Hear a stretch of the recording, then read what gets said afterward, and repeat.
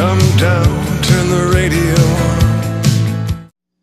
Welcome everybody out there in Talent Culture TChat Show land. This is another video preview for an upcoming show on Wednesday, March 25th from 7 to 8 p.m. Eastern, 4 to 5 p.m. Pacific. And our topic is going to be the realities of an ideal HR vendor relationship with none other than Mr. William Tincup, who's with me on the video preview. John Sumser, his counterpart in Key Interval Research, will be there as well for the show, the radio show, and the Twitter chat. But right now I've got Mr. William Tincup. Welcome, William. Welcome, Kevin. Thank you for having me on. Absolutely, yes. And for those of you keeping score at home, this is Kevin W. Grossman, because middle initials count. What's your middle initial, William? Do you have one? It's actually William. Jeffrey is my first name. Oh, there you go. Jeffrey William Tincup. William. I love it. Right? Didn't know that. JWT. JWT. Isn't that a recruitment advertising? And I worked there. You did? I did. I worked at J. Walter Thompson for about six months of my life to learn that I was not an ad man. That's what I learned at J. Walter. There you go. Well, listen. So, William, I know you well, and Megan knows you as well, and we know each other. But for those that don't, tell us a little bit about yourself and what you're doing today. Sure. William Tincup. I've played a couple different roles. I've played the role of a marketer. I've played the role of a consultant. And more recent than not, the last 6 months, I'm now moved over into research. And what I've learned about that is I should have moved over to research about a decade ago. It suits me. I like talking to people and then basing it on actual data and things like that. But John and I co-founded Key Interval Research, which is the key and the interval are the two most important parts of a map. And we view ourselves as cartographers where we're helping map the practitioner reality. And so that's the whole bit around Key Interval is we're map making. And so we go out and we're kind of like Lewis and Clark on some level. We go out and we map things and we come back and we talk to practitioners about what we found in their own reality in a lot of ways. That's excellent. I mean, I love the what's behind the name. But I tell you, the last time we talked on the phone and you mentioned Lewis and Clark, I don't know if you've pitched that to John yet. You guys have got to dress up. See, I know. I'm game. I'm game. I'm wondering who will pull in for Sacagawea though. That's a good point. Yeah. Right? Who's going to play that role? I don't know. I don't know. That's a really good question. But we can start with the Lewis and Clark dress up. So listen, Key Interval Research. There's a lot of analyst firms that are out there, especially in our space, that are either independents, that are the established players. What makes you guys different? What is it that you're trying to do again? Yeah, actually, what I found about the analyst community, and you worked in the analyst field for a bit, and so you know the game. A lot of those folks are really, really A, they're smart. B, they're nicer than I think anyone gives them credit. They've been from Aragon Research to Aberdeen to Gartner. They've been very supportive of what John and I are doing, and I didn't expect that. But basically, a lot of what great researchers are doing is they make sense of the vendor landscape. So they spend a lot of time over, there's 100 global LMSs. Here are the 4 that are doing really innovative work. You should take a look at those. Gartner does a great job of that. Ventana, everyone does a great job of making clarity or creating clarity in the vendor landscape. Mm-hmm. John and I looked at that. We looked at everyone's model when we first started the firm, and we said, that's done. People will do that really well. We want to go the other direction and go and map the practitioner reality, bring clarity, because what we found, Kevin, is that there's an echo chamber of bloggers that are former HR, former recruiter, current practitioners, etc. 500 of those for folks worldwide. There's a noise level that comes with that content. And then you've got the 22,000 software firms that play in our space worldwide, all of which are now content marketers, and there's a noise level to that. And one of the things that John and I have found is that the practitioner reality is much different than what is portrayed on TV and the media and the blogs, etc. And so we actually want to bring more clarity as to what's really going on in HR. You know what? I love that, and it's sometimes it's no thanks to us in our past as well, right? Right. But I can tell you this: the best, and I'm sure that you would agree, especially now doing the research around it, the most insightful moments that I've ever had in what I've either said or written have had to do directly with interaction with somebody, a practitioner, period. That's Hands down, whether it's a customer of mine today with People Fluent, somebody I've known in the space for a long time, even the time when I did kind of play recruiting and sourcing, it's still somebody who's doing it today. And I saw something that you posted, actually, or somebody shared, maybe it was you, or I don't remember what it was, about how the most, I guess, thought leader-ish practitioners are those that don't really talk much about what they do. Yeah, Matt Charney enlisted me in an article for Jibe, and it was basically said who's doing the most innovative work, and I said, well, we don't know who they are because they're hidden from us, Right. because they hide. They've got their heads down. Charlie Judy at Baker Tilly, he's got his heads down, doing great innovative work. He's not out blogging. He's not out talking. He's not doing that. Now, some of that does happen because I look at like a Chris Hoyt as a great example of somebody that does tell a publicly facing innovative story, but those are rare. And I'll tell you something, and because you work vendor side, I think one of our jobs on the vendor side is to enable customer stories, be it narrative, the strict narrative, audio, be it video, be it at customer events, or be it at creating speaker bureaus internally to go and help them get speaking gigs, or even, dare I say, writing books for clients.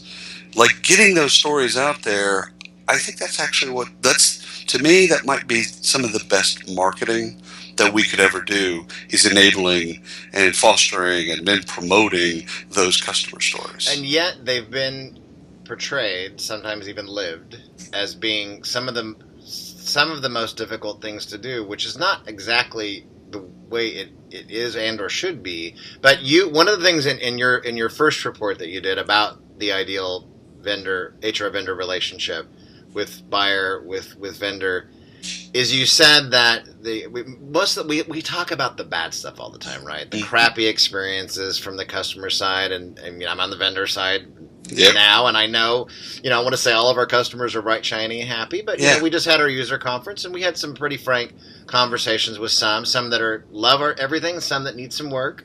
Right.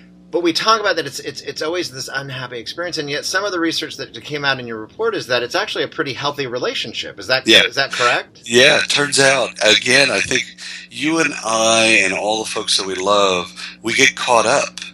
And it's easy to talk about the negative. This is the news.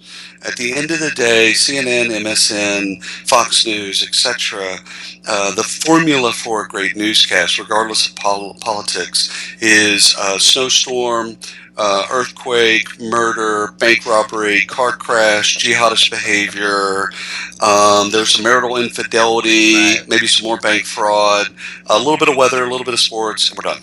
Yeah. That's the formula. Right. Yet that's not you and I's life. Like if I looked at your life and I looked at my life, we're living the same life, in different states. Right. But none of those things actually apply to us. And that's the HR practitioner. Right. So the HR practitioner looks at all that stuff, if they ever even look, quite frankly. Yeah. Well, they look at it and and go, I don't know. Yeah, I'm living a different life than that stuff. So I think it's, how do you get to have a reality where all we're talking about is software is bad, software is crappy, we got to switch it out, and you talk to practitioners like, no, I actually love my vendor.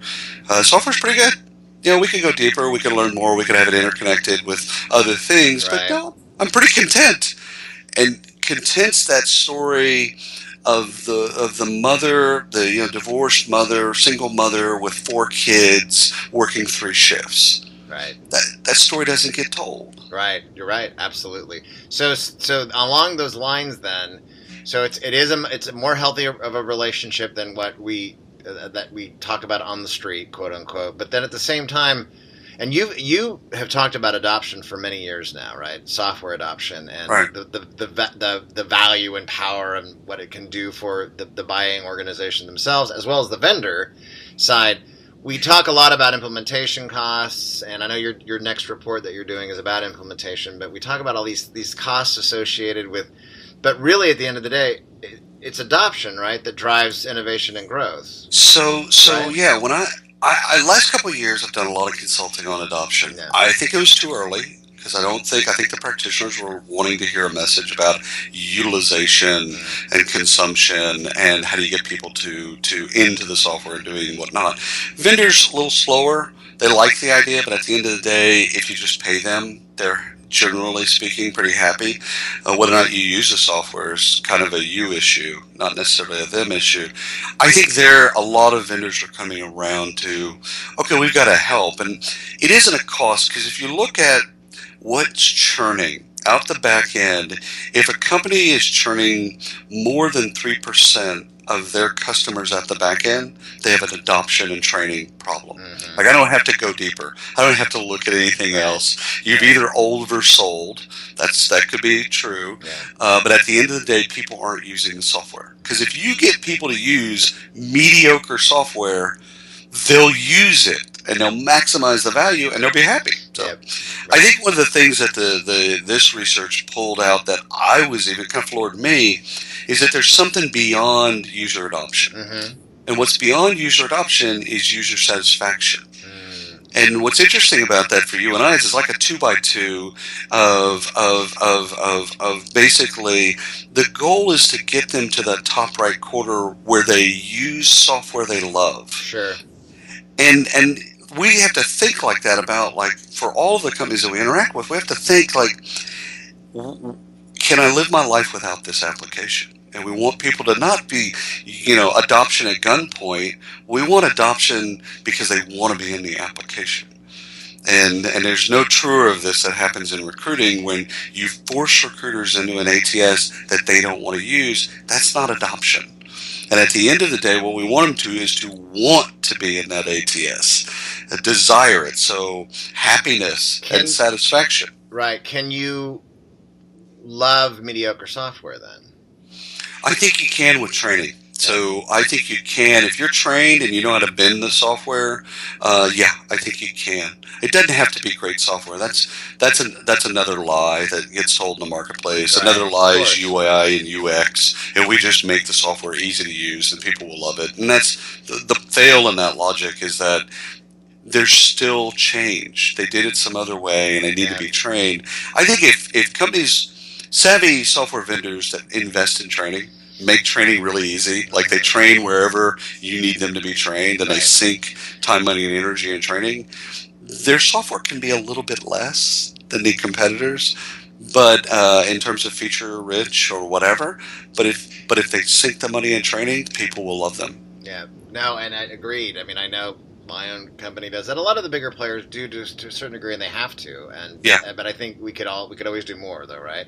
True. So last thing before we sign out, and we'll talk more about all this stuff on the show again on March 25th from 7 to 8 p.m. Eastern, 4 to 5 p.m. Pacific. We're changing our time soon, earlier in the day, but still working that one out, trying to expand the global time zone, right?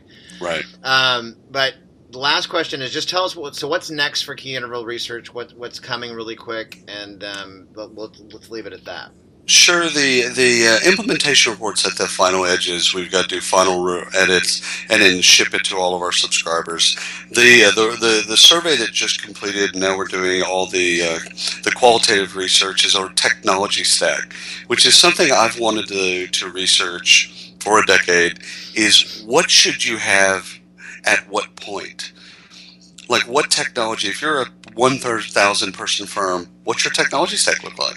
And if you're a 15,000 person firm in the oil and gas, what's your technology stack look like? Mm-hmm. No one really knows, and it's kind of the Wild West. It's always been the Wild West. I've had the belief that no two technology stacks are actually the same anywhere. Yeah. That no one's sitting on the exact same HR and recruiting technology. No, they're not. Yeah. So I'm interested to find out. We're going to do a bunch of qualitative and do some case studies around that. But that one's going to be, what's the technology stack look like? Nice. Look forward to that one then. Well, William, thanks so much for your time. Real quick before we go, I want to thank all of our friends and sponsors out there in Talent Culture TChat Show land, and that's DICE and TalentWise and Hootsuite and IBM and Career Builder and PeopleFluent and JobVite and an upcoming event actually called the Predictive Analytics World for Workforce. I don't know if you're familiar with that. I am. Okay. I am. So we're doing a special show week after yours with some folks from that show. So they're doing kind of a sponsor for now, as well as our favorite social analytics partner that you know quite well, HR Marketer Insight. So, William, thank you so much again, and we look forward to having you and John Sumser on again Absolutely. on March 25th, and we'll talk more about this subject then. Thank you, Kevin. All right, thank you. Bye. Take my hand.